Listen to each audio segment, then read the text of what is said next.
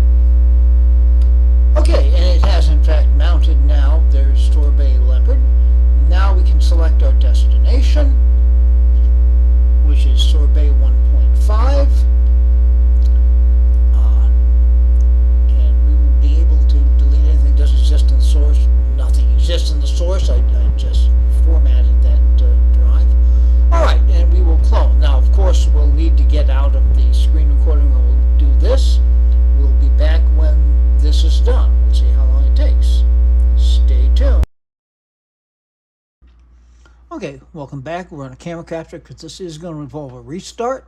All right, the backup task has completed successfully. That's good news. Took 11 minutes and 20 seconds. That's really not bad at all. Of course, that's copying from one SATA disk to another SATA disk, so maybe that's not that surprising. We can, at this point, close out of Carbon Copy Cloner and go into System Preferences, Startup Disk, and Mac OS 10, 10.5.9 on Sorbet 1.5. Well, let's give it a go.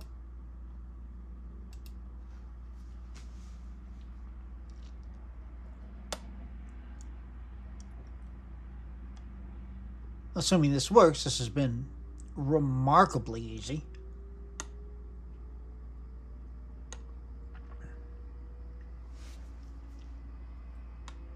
All right, there's our chime.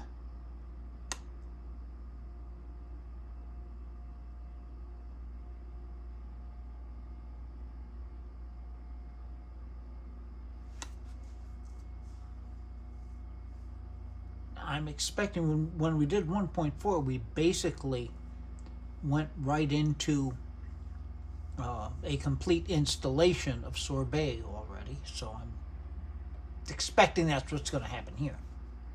Of course, I'm expecting the screen is going to come on.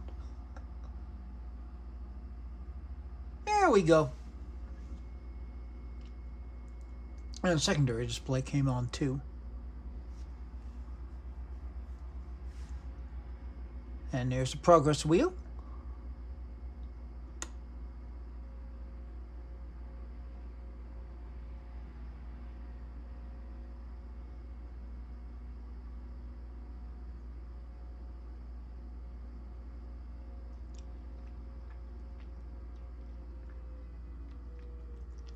Okay, here the fans ramping down as the OS boots up.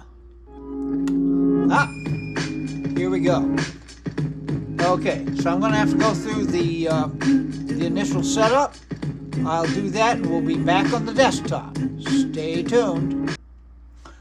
Well, I went through the whole setup and that was fine. There was a momentary scare there. Once I finished the setup, we were left at this blue screen for what seemed like an eternity. I think it was probably only a minute or so. All right, now the one big thing that I'm going to do here, this right now is vanilla Sorbet Leopard. I am going to transfer my most recent 10.4 build from the applications folder on the Leopard.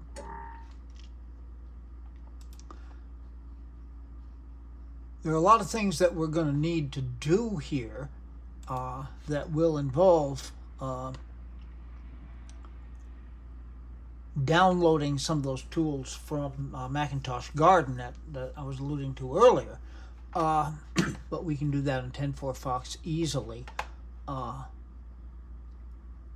not sure that this actually is an updated Safari.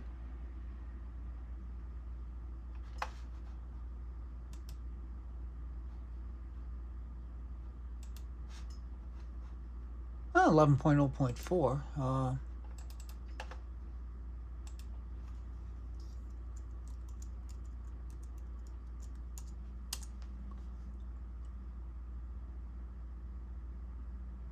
Okay, brought us to YouTube. Brought us to Google, anyway. Speaking of YouTube, just out of curiosity.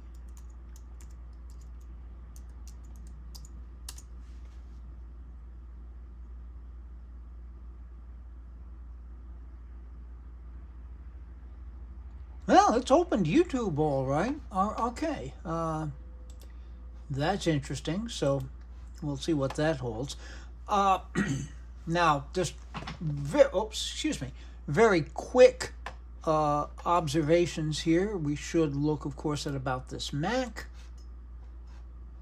10.5.9, as we've said. And startup disk Sorbet 1.5. None of the other information in System Profiler or in About This Mac should be any different. These are just your basic applications that show up there. Okay, the Sorbet App Store is there. Now that's pretty cool. That's different. That did not exist in 1.4. We have a link set to the Applications folder, which is kind of handy, and a separate link to the Utilities folder, which includes bringing disk utility very quickly. Nice touch there. All right, so a lot of customization has to go on, and I do have a bunch of other things. I've got some concerts coming up to deal with here, but I will certainly get, at the very least, an intermediate report on Sorbet out before the end of this Marchintosh, and I hope to have been able to do something perhaps in a little bit more depth, but there is a lot of customization ahead of me here. But so far it does look very interesting. You know, since that link to the PPC App Store is there, Sorbet App Store,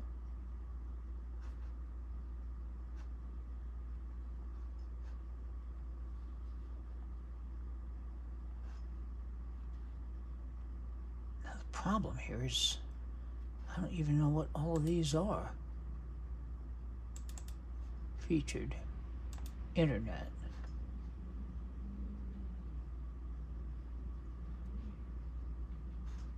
That looks like an Arctic Fox. Is that going to tell me something? Okay, Interweb PPC. Okay. Yeah, it's just going to be a bunch of links.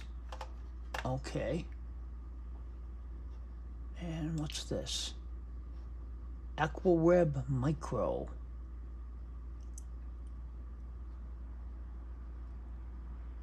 .4 Fox PEP. Okay. All right. Interesting. Yeah, if I was going to ask for anything different, it would be nice if they could just say what all of these things are. Because the only way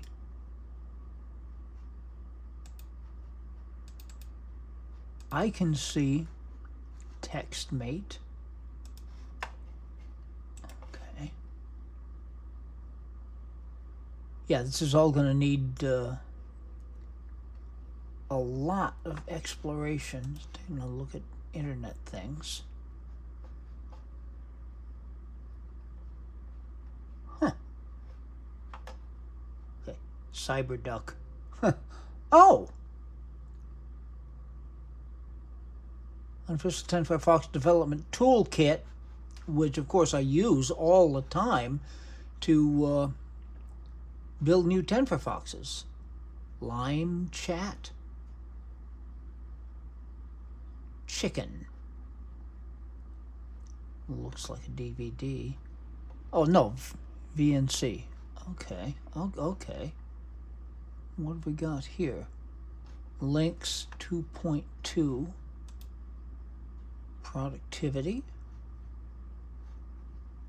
iWork.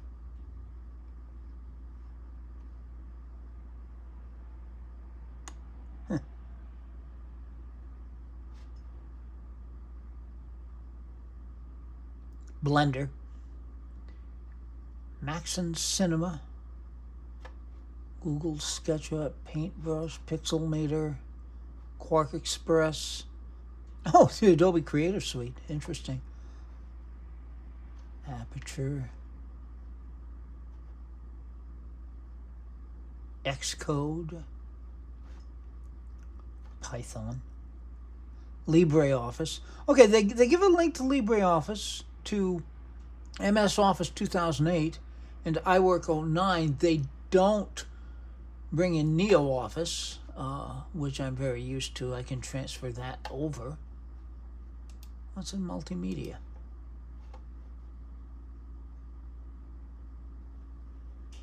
Perion 1.2 with the Swiss Army knife. Vox 2.8.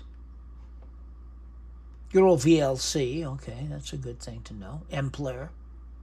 Core Player, okay, all of those are very familiar. Max 0.9. Z-Soft HD video converter, which I guess has got to be a handbrake kind of thing. Screenium! Ha ha ha ha! Interesting. Final Cut Express. Logic Express. Oh, this gets more and more interesting, doesn't it? Logic Studio. There's a lot of stuff in here. Final Cut Studio.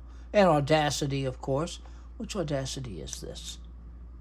You may have seen my video on PPC Audacity. Games. I'm not a big gamer. I mean, I will take a look at this. Utilities. Onyx. Shades. Flux. Leopard ports. Huh. Interesting. Geekbench 2.2 already in there. Xbench is there. That's good. OpenMark. Have they been looking at my videos? No, I doubt it. And there's Onyx again. App Cleaner. Monolingual.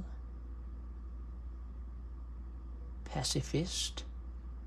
The Unarchiver, which I've used many times. There's Carbon Copy Cloner. Start menus. Carbon Copy Cloner obviously did the job here. Too bad what has happened to MacTrack, to Carbon Copy Cloner in the most recent macOS versions. It no longer does what it did for us so well for so many years. Accessories. Think 1.1 says navigation. Quicksilver 860. Okay. Growl. It's organization. Fun. Desktop Pro. Okay. Hardcover. Some of these I know about very well. Some of them don't mean anything to me, but it's going to be fun to... Fireplace. It's going to be fun to explore them. And what's under more? Shuriken, which is an idea, a similar build of macOS 10.4 Tiger, doing what Sorbet is trying to do for Leopard. New Macintosh Garden. Huh. Macintosh Garden web hosting. Macintosh Garden image hosting. Oh, this is interesting. Wikipedia. What was this? 68K News. No idea what that is. QuickTime. Oh, Cornica with a QuickTime logo there. Okay. Reflash. YouTube. Interesting. Interesting. Huh. And this is song 1, song 2, song 3. Okay, well, as you can see from that brief look here at the Sorbet App Store, there's going to be a lot to explore here, so this is going to take a while. So as I was saying before I got sidetracked into that, I will be back with an update, at least a progress report, if not a final report on Sorbet. But yeah, already this is looking a good deal more interesting than 1.4 did. Well, stick with me for the upcoming videos, and I wonder if there'll be more than one. There'll be at least one, as I said, before the end of this Marchintosh, and there may be another one with my final wrap-up and thoughts on it. But so far, color me very intrigued. All right. Be good to other people. They need it and deserve it. Be good to yourselves. Any good we do in this world has to start with being good to ourselves. We will make this world a better place, but it is not yet. So please take very, very good and careful care in these difficult times. All right. I've got 3 other Marchintosh videos coming up. One will be what's probably going to be an interim report on Sorbet. I've got one where I'm going to harken back to my 2003 dual 1.8 gigahertz and install an interesting operating system on that. That has nothing to do with Sorbet or Linux or anything like that. I'll leave that as the teaser. And I do have a video as I start my trek on going through the Mac Mini collection. I've decided to do an individual video just on one of my personal favorite computers of all time, the Mac Mini G4. So, yeah, and there's a whole bunch of other things to come, to be sure. So until those things and whatever else comes up are available on the channel, this has been Broken Electronics.